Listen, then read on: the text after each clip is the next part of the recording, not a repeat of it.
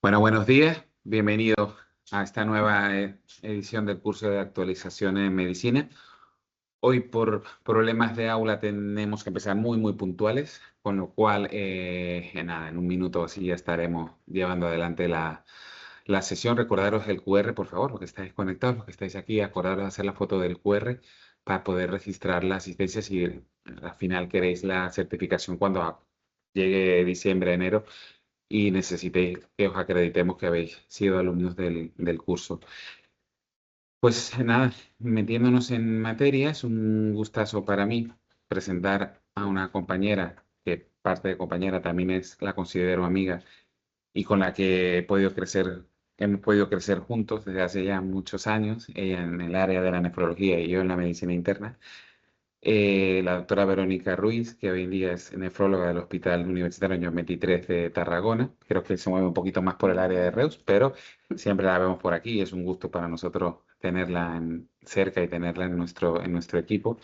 Y nos hablará de la finerenona, fármaco quizá un poco desconocido, pero que creo que puede aportar muchas ventajas a nuestros pacientes. O sea que, Verónica, cuando quieras, gracias por el apoyo y Muchas gracias, David, por la invitación. Y hoy os quiero hablar del abordaje de la enfermedad renal diabética actualizando el tratamiento, en este caso conociendo la finerenona desde los ensayos clínicos hasta el manejo práctico. Y diréis, ¿por qué hoy, perdón, qué he hecho? ¿Por qué necesitamos ampliar el tratamiento de la enfermedad renal diabética y necesitamos más medicación? Hay que estar aquí, ¿no? ¿Se ha cerrado?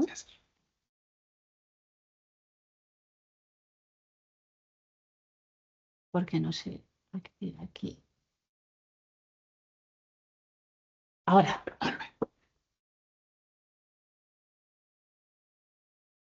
Aquí. Problemas técnicos. Con el ratón se supone que pasó bien, ¿no? Bien. Muy bien, pues vamos a ver para qué necesitamos nuevos fármacos para el manejo de la enfermedad renal diabética. Y es que para eso hay que entender que la enfermedad renal está provocando una alta tasa de mortalidad a nivel mundial y es una de las causas que más mortalidad va provocando y creciendo, de tal manera que se prevé que para el 2040 ocupe el quinto puesto entre las causas de mortalidad. Y la diabetes contribuye mucho a ese aumento tan rápido en la mortalidad de la enfermedad renal crónica, porque como veis es otra de las epidemias, se provoca más de 530 millones de adultos afectos de diabetes, de los cuales hasta un 40% acabarán desarrollando una enfermedad renal crónica, y eso supone una mortalidad también elevada que puede alcanzar 1,5 millones de muertes al año. Solamente en España la diabetes representa más de un 25% de causa de diálisis en nuestro país.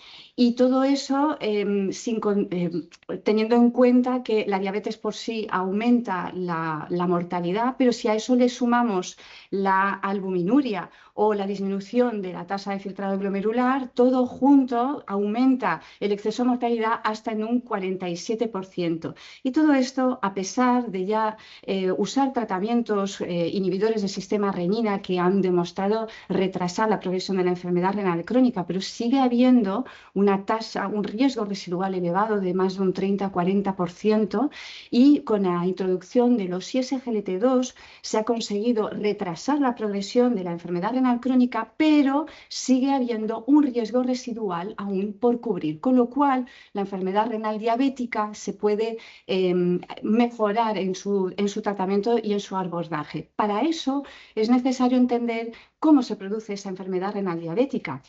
Conceptualmente hay tres grandes grupos de factores patogénicos que provocan la enfermedad renal diabética.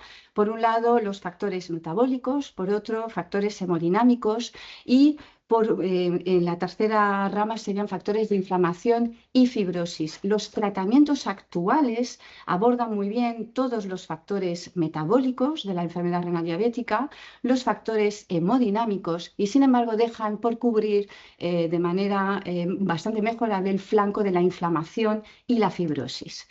Por eso aparece esta molécula, la finerenona, para intentar acabar de abarcar todos los factores patogénicos de la enfermedad renal diabética. Y es que si recordamos la patogenia, la hiperglucemia acaba siendo el primer desencadenante del daño que se va a producir a nivel endotelial, vascular y a nivel renal por una activación del sistema de inflamación, de estrés oxidativo, de los productos de degradación de la glicasión. Si lo miramos como una imagen histológica, en la que la mitad de la izquierda representa un glomérulo, un vaso y un túbulo normal, sano, y a la derecha tenéis el daño renal, aquí lo que se observa es que esta inflamación desencadenada por esa hiperglucemia que acaba provocando ese efecto de bola de nieve que va cayendo, rodando y haciéndose más grande y perpetuando esa inflamación independientemente de que ya no esté quien haya arrojado esa primera bola de nieve, tenemos esa inflamación que va a dañar a células mesangiales y a podocitos, con la peculiaridad de que el podocito es esa barrera que impide que la albúmina pase a la orina.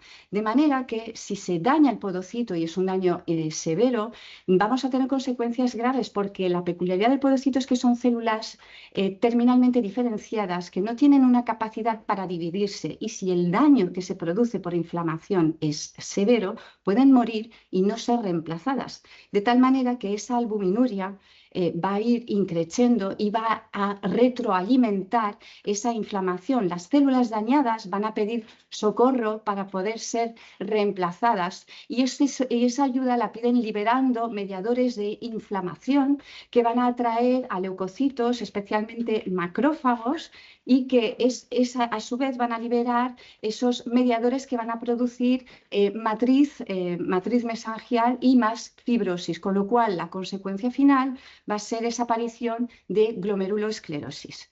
Cuando se produce esa albuminuria, no solamente perdemos albúmina, sino que perdemos el factor de antienvejecimiento de origen renal conocido como cloto. Y cuando perdemos cloto, el envejecimiento se acelera muchísimo más, y en parte se debe a esa activación de la aldosterona y esa sobreactivación de los receptores mineralocorticoides, que van a provocar ese daño hemodinámico, esa disfunción endotelial, aumento de la rigidez arterial y esa glomerulosclerosis. Todo eso se traduce en un envejecimiento cardiovascular acelerado y en una muerte prematura. Los receptores mineralocorticoides son un viejo conocido de los nefrólogos, y estamos acostumbrados a actuar sobre su expresión a nivel del túbulo distal, inhibiéndolo, porque lo que vamos a hacer es conseguir frenar esa producción de transportadores que lo que van a hacer es aumentar la reabsorción de agua y de sodio, provocando hipertensión, y aumentar la eliminación de potasio, produciendo hipopotasemia. Los antagonistas, los ligandos naturales de los receptores mineralocorticoides son esteroides como la aldosterona y el cortisol, y su efecto no se produce solamente a nivel renal, porque receptores mineralocorticoides hay en todas las células y en muchos más órganos, como el endotelio, el corazón, los macrófagos o incluso en el intestino, con funciones totalmente diferentes a ese receptor mineralocorticoide del túbulo distal. Esto quiere decir que cuando el ligando natural del receptor mineralocorticoide, en este caso la aldosterona, se une, lo que va a provocar es un cambio conformacional en el receptor mineralocorticoide, de tal manera que va a poder migrar al núcleo de la célula, y en el núcleo de la célula va a permitir que una serie de cofactores diversos se puedan unir a él y poner en marcha la máquina de transcripción genética que dará lugar a esos genes que darán origen a esas proteínas proinflamatorias y profibróticas. Y ese efecto proinflamatorio y profibrótico cardíaco es el que vemos al final a nivel cardíaco en forma de fibrosis, aumento del remodelado, hipertrofia, a nivel endotelial con aumento de la rigidez arterial, la inflamación, la aterosclerosis y, como os acabo de explicar, a nivel renal con glomerulosclerosis. ¿Qué ocurre cuando lo que hacemos es bloquear esa sobreactivación del receptor mineralocorticoide? Lo que pretendemos es precisamente evitar esa activación de proinflamatoria y profibrótica. Y esto es la diana que va a cubrir la finerenona, uniéndose de manera más específica a los receptores mineralocorticoides e impidiendo justamente esa activación de inflamación y fibrosis, no solamente a nivel renal, sino a nivel cardíaco. ¿Cómo lo va a producir? Pues bien, por las peculiaridades que tiene esta molécula. Porque diréis, si ya tenemos antagonistas mineralocorticoides clásicos o esteroideos como la espironolactona y la eplerenona, ¿para qué necesitamos otro tipo de antagonista mineralocorticoide? Pues por las diferencias que ofrece la finerenona respecto a estas dos moléculas. La espironolactona y la eplerenona tienen una forma muy parecida a los esteroides como el cortisol y en este caso la aldosterona, es decir, que son como copias inexactas de la aldosterona con una forma tridimensional plana como si fuese una tarjeta, de manera que va a encajar no solamente muy bien en esos receptores mineralocorticoides, sino que también va a encajar en otro tipo de receptores como los de testosterona y progesterona, dándole ese efecto secundario tan característico de la espironolactona, que es la ginecomastia. La finerenona tiene una forma tridimensional distinta. Ocupa mucho más volumen, es una molécula voluminosa, desparramada, que va a encajar específicamente en el receptor mineralocorticoide y no se va a unir a otro tipo de receptores que tienen funciones totalmente distintas. Por lo tanto, no va a provocar esos efectos secundarios sexuales que sí ofrecen la espironolactona en este caso.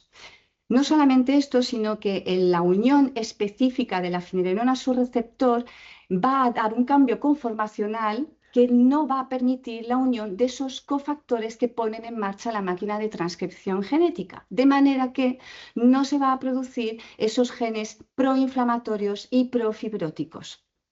De ahí esa diferencia tan peculiar. ¿Y cómo se ha visto esto en la práctica clínica y los efectos clínicos que se han podido observar? Estos son los resultados que nos ofrecen dos ensayos en fase 3, que son el Fidelio DKD y el Fígaro DKD, que lo que hacen es analizar en pacientes con diabetes tipo 2 y enfermedad renal crónica, desde filtrados de 25 hasta más de 60 y albuminuria de 30 hasta más de 300, incluso 5 gramos, y observar versus a placebo el efecto de la finerenona. En caso de Fidelio, su endpoint primario fue renal. En cuanto a aparición de insuficiencia renal, disminución de tasa de filtrado glomerular o muerte de causa renal. Y en el caso de Fígaro DKD, el endpoint primario es cardíaco, es decir, la aparición de muerte de causa cardiovascular, infarto no fatal, ictus no fatal o bien hospitalización por insuficiencia cardíaca. Y el endpoint secundario de cada estudio va cruzado. En el caso de Fidelio sería un endpoint secundario cardíaco y en el caso de Fígaro sería un endpoint secundario renal. Ambos estudios analizan finalmente la mortalidad por cualquier causa, la hospitalización por cualquier causa, los cambios en el cociente de albúmina, creatinina en orina y el compuesto renal de insuficiencia renal o disminución de filtrado glomerular y muerte de causa renal. Y analizan la seguridad en cuanto a hiperpotasemia, que sí que esto es una característica inherente, ¿no?, al antagonismo de los receptores mineralocorticoides. Pues bien, para que veáis todo el espectro de la enfermedad renal que se abarca con ambos estudios, en azul tenéis marcado las características de la población renal del Fidelio DKD y en verde del Fígaro DKD. Y todos estos pacientes con diabetes ya iban tratados con un inhibidor del sistema renina-angiotensina de base, a dosis máxima tolerada, con la peculiaridad de que se excluyeron en ambos estudios la insuficiencia cardíaca con fracción de eyección reducida. Y esto tiene importancia por los resultados que salen al final. También es importante recordar que la autorización se hizo entre 2015 y 2018, lo cual significa que los pacientes tratados con ISGLT2 o análogos de GLP-1 tenían un porcentaje muy bajito en ese momento. Y esto también explica una serie de consecuencias. El total es que tanto en el estudio Fidelio se consigue reducir el evento del compuesto renal en un 18%. Se observa también cómo se reduce la muerte cardiovascular y el evento cardiovascular hasta en un 14%. Y fijaros cómo estas dos ramas se separan a partir del año de tratamiento, es decir, que tardan entre 12 y 18 meses de tratamiento para poder ver el efecto protector cardiovascular.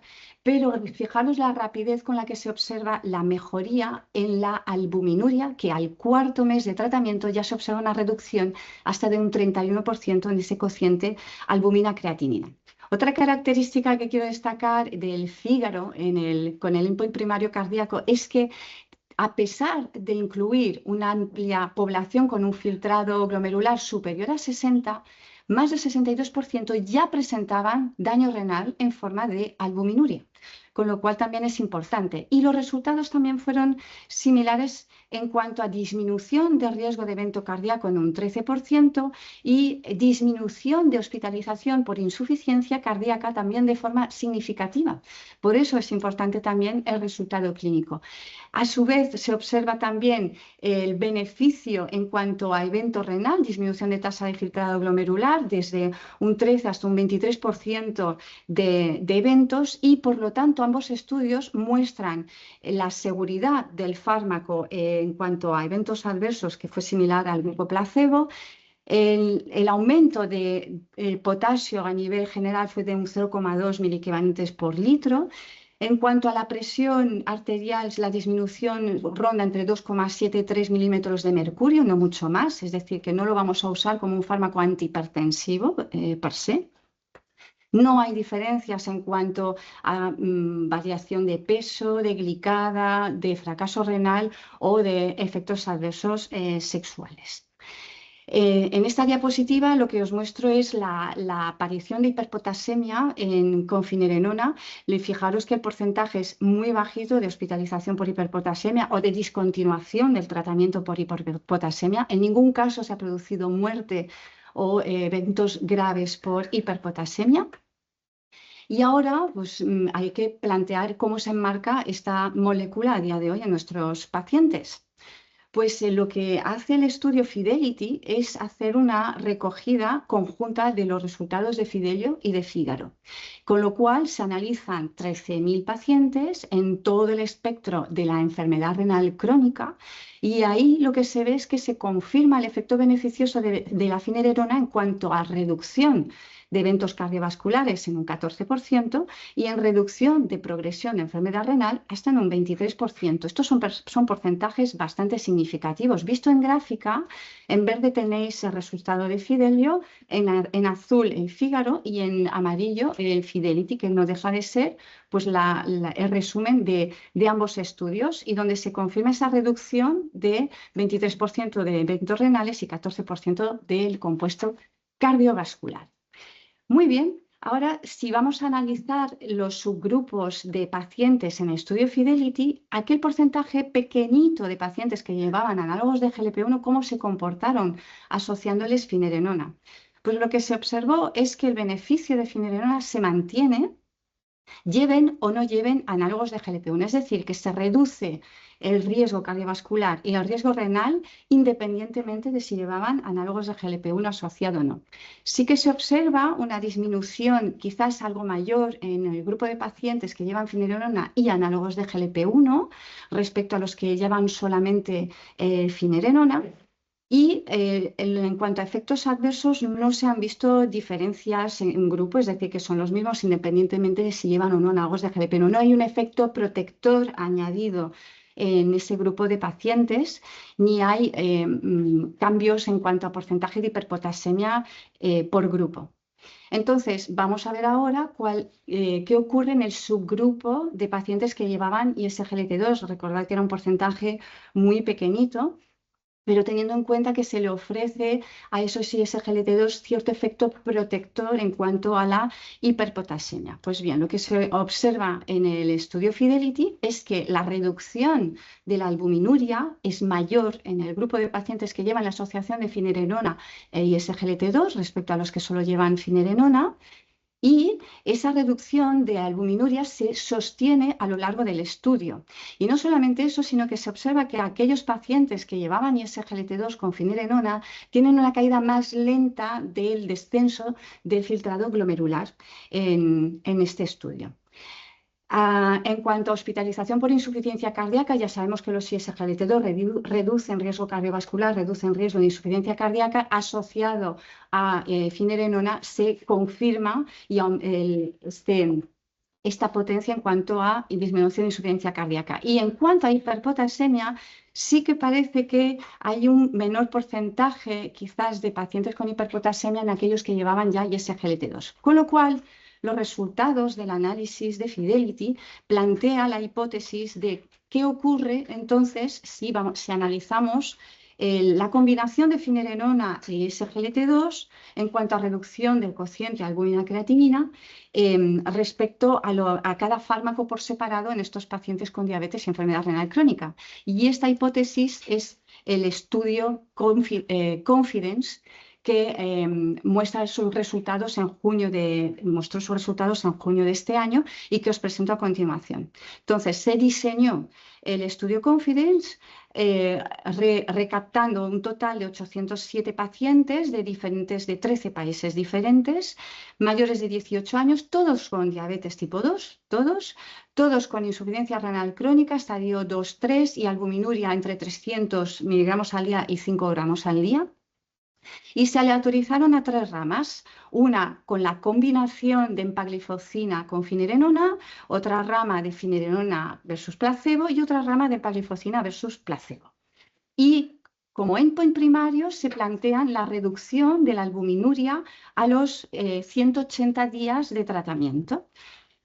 ¿Cuáles son las características de esa población? Pues que al final de esos 807 pacientes, la media de edad era de 67 años, con un 25% de mujeres, todos, el 98% con hipertensión y tratados con algún inhibidor del sistema renina, YKA-2, 23%, y fijaros aquí cómo aumenta el porcentaje de uso de análogos de GLP-1, del 7% que hemos visto en los otros estudios, a un 23% actual, todos con afectación o enfermedad cardiovascular establecida en un 28%, 4% de ellos ya con insuficiencia cardíaca. Son diabéticos con una glicada de media de 7,3% y una albuminuria de más de medio gramo con un filtrado de 54 mililitros minuto de media. ¿Y qué es lo que se observa? ¿Cuáles son los resultados? Pues fijaros cómo la disminución de albuminuria en la rama de combinación de empagliflozina con finerenona es espectacular, con una reducción hasta de un 52% de la albuminuria ya desde las primeras 4 semanas de inicio del tratamiento. A su vez, se observa que cuando dejamos de dar la asociación de finerenona y empagliflozina va a aumentar esta albuminuria, pero no alcanza los niveles iniciales de albuminuria. También se va a observar cómo el 70% al menos alcanzará una reducción de un 30% de la albuminuria inicial y el 64% alcanza más de un 40% de reducción y un 55% más de un 50% de reducción de la albuminuria, es decir, que la gran mayoría va a presentar una respuesta a esa asociación farmacológica. Y en cuanto a hiperpotasemia, fijaros cómo el grupo de empagliflozina solo tiene un porcentaje muy bajito de hiperpotasemia respecto a la rama de finerenona, pero si combinamos finerenona y empagliflozina se reduce ese porcentaje de hiperpotasemia, con lo cual parece ser que el ISGLT2 tiene cierto poder protector en cuanto a la elevación de potasio. Por último, en cuanto a los efectos en la presión arterial, sí que se ve como la asociación de la combinación de finerenona con SGLT2 reduce más la presión arterial de media, y en cuanto a la caída del filtrado, hace exactamente la misma curva que se observa con los SGLT2. Hay una caída inicial más marcada que luego se recupera y se estabiliza, y hay una sinergia entre el efecto hemodinámico del SGLT2 y el de la finerenona. Entonces, evidentemente, si suspendemos la medicación, el filtrado vuelve a subir porque se trata solamente de un efecto puramente hemodinámico. En cuanto a la seguridad, lo que sí se ha visto es que es un fármaco seguro, es una combinación segura, porque tendremos menos de un 5% de interrupción permanente del tratamiento, menos de un 2% de efectos adversos graves. No ha habido ningún caso de mortalidad por hiperpotasemia, y solo ha habido un 6% de casos de reducción de filtrado superior al 30%. Es decir, que aceptamos una reducción del filtrado de hasta un 30%. Más allá hay que ver qué ha ocurrido, ¿no? Porque esto ya no se considera un efecto hemodinámico normal. Por lo tanto, las únicas limitaciones aquí que tenemos es la duración del estudio, que son 180 días. Estamos hablando de 6 meses. Muy bien, pues ahora vamos a lo práctico, porque la finerenona la podemos manejar todos, no es un tratamiento exclusivo del nefrólogo. Es muy fácil de iniciar el tratamiento, siguiendo, eso sí, la extrapolación del estudio Fidelio y Fígaro, es decir, que solamente está indicado a día de hoy por ficha técnica, y esto va a cambiar, pero a día de hoy solamente está indicado en pacientes que presenten diabetes tipo 2, que presenten una albuminuria superior a 30 miligramos por gramo, y a partir de aquí, si tienen un potasio normal, se les puede iniciar sin problema la finerenona, y nos fijaremos en el filtrado glomerular porque tienen que tener un filtrado superior a 25. Esto sí que también es importante, y evitar en caso de insuficiencia hepática grave o si llevan fármacos inhibidores potentes o inductores potentes del CYP3A4, ¿sí?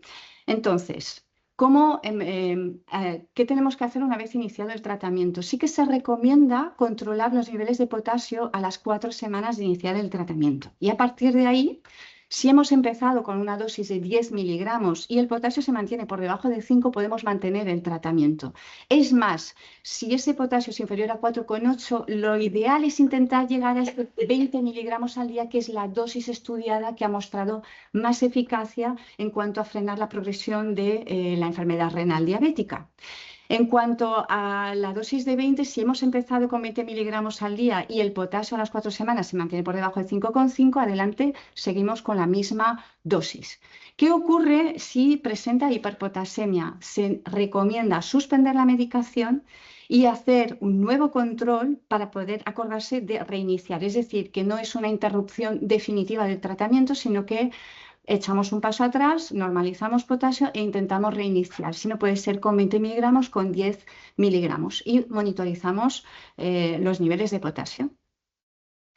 Muy bien, pues este fármaco está entre nuestras manos y hemos empezado a usarlo hace exactamente un año, en noviembre del 2024, pero las guías CADIGO, las guías americanas de enfermedad renal, ya nos anunciaba que debíamos usar los antagonistas mineralocorticoides no esteroideos, es decir, la finerenona, desde 2022, y hemos empezado a finales del 24.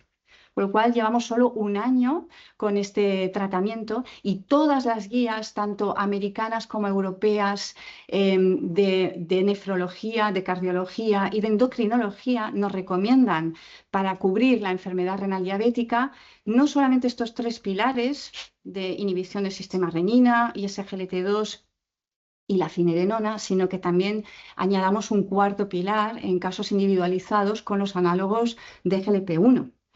Con lo cual, de esta manera, conseguimos hacer un manejo holístico de la enfermedad renal diabética, abarcando no solamente los factores metabólicos y los factores hemodinámicos, sino cubriendo ese flanco que nos quedaba suelto, sin cubrir, de fibrosis y de inflamación, que es esa peculiaridad que nos añade la finerenona respecto a los otros antagonistas mineralocorticoides. Con lo cual, podemos concluir con la evidencia de los estudios que tenemos ya a día de hoy con finerenona, que es un antagonista del receptor mineralocorticoide no esteroideo que es altamente selectivo, que por lo tanto me va a frenar la transcripción de genes profibróticos y proinflamatorios y que me va a permitir reducir no solamente la progresión de la enfermedad renal crónica, sino que me va a ofrecer un perfil seguro en cuanto a reducción de eventos cardiovasculares en esta población de riesgo y que además, y aquí no he entrado en detalle porque esto lo dejaría para que lo hablase un cardiólogo, ¿no? Los resultados de estudio FINE-ARS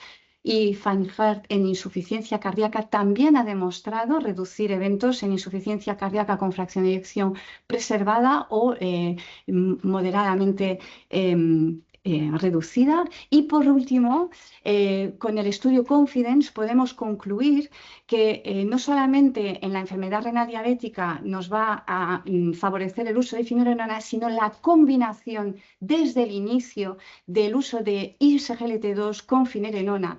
No hay que retrasar el tratamiento, sino empezar ya de cuanto antes mejor con una combinación para poder frenar la evolución de la enfermedad renal y la reducción de eventos cardiovasculares.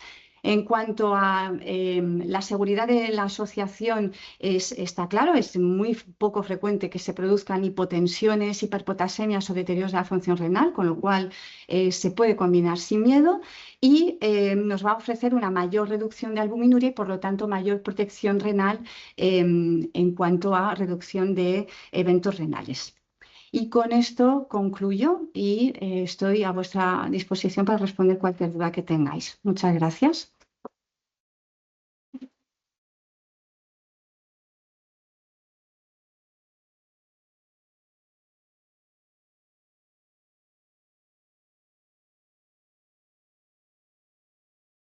En el chat hay alguna pregunta. En el chat. Ah, no. Cosas, no. ¿Una duda del QR? Sí, pero el QR lo tenéis un poco más arriba. Así, la asociación. Vale. La asociación de finerenona ha de ser con EMPA o cualquier ISGLT2. A ver, el estudio Confidence se hizo con empaglifosina. Se puede deducir de aquí que debe ser un efecto de grupo, que cualquier ISGLT2 va a ofrecer esa nefroprotección, pero la combinación se ha estudiado con empaglifosina. Evidentemente, si yo tengo un paciente que ya ha iniciado, por ejemplo, tratamiento con canaglifosina o dapaglifosina, le añadiré la finerenona y mantendré su tratamiento de base. Esto sí. Puede ser con cualquiera, sí. Si hay un pequeño empeoramiento, ¿qué punto de corte de filtrado utiliza 20? Para decir, lo puedo poner, no lo puedo poner, me va a empeorar. Los estudios se han hecho con filtrados hasta 25 mililitros minuto, con lo cual, por ficha técnica, por debajo de 25 no podría iniciar la finerenona. Pero ojo, la empaglifosina tiene el estudio con filtrados hasta 20 mililitros minuto, con lo cual aquí jugamos un poco con la trampa, ¿no? Es decir, que la finerenona es la que me va a limitar el iniciar por debajo de 25 mililitros minuto, pero no el ISGLT2 que tengo hasta 20 mililitros minuto para iniciarlo. La caída inicial del filtrado se considera normal hasta una caída de un 30% respecto al filtrado basal. Si se reduce más de un 30%, hay que mirar qué más ha ocurrido, qué otros factores hay, si ha habido algún evento, algún uso de otros fármacos, si hay antiinflamatorios que me hayan hecho caer aún más ese filtrado renal inicial. La práctica en el seguimiento, No son, se ve hiperpotasemia, sí, no son severas. En muy pocos casos he tenido que reducirlos. He tenido un paciente con una reacción alérgica en forma de urticaria, pero por lo demás, hiperpotasias severas no me he encontrado ningún caso. Ningún caso. Y el efecto sí que se observa rapidísimamente, es decir, que en cuanto lo toman, la reducción de la albuminuria se observa rapidísimamente. Eso sí que se confirma en la práctica clínica. Es una medicación que va financiada así que va con visado, pero eso sí que tiene que cumplir criterios, eso sí. No está penalizada, o sea que de momento no es MANMA, eso sí se puede pautar. No hay limitación por especialidad para iniciar el tratamiento, lo puede hacer el médico de familia, medicina interna, cardiología, no solamente es de nefrología, pero sí que condiciona una monitorización, eso sí, controles de potasio, hasta que estemos más familiarizados con el uso, con el empleo y que veamos que efectivamente pues, no se producen tantas hiperpotasemias y por tanto se podría hacer el manejo como se hacen con otros, ¿no? Más dudas, ¿no? Gracias. Muy bien. Pues muchas gracias a vosotros por la asistencia.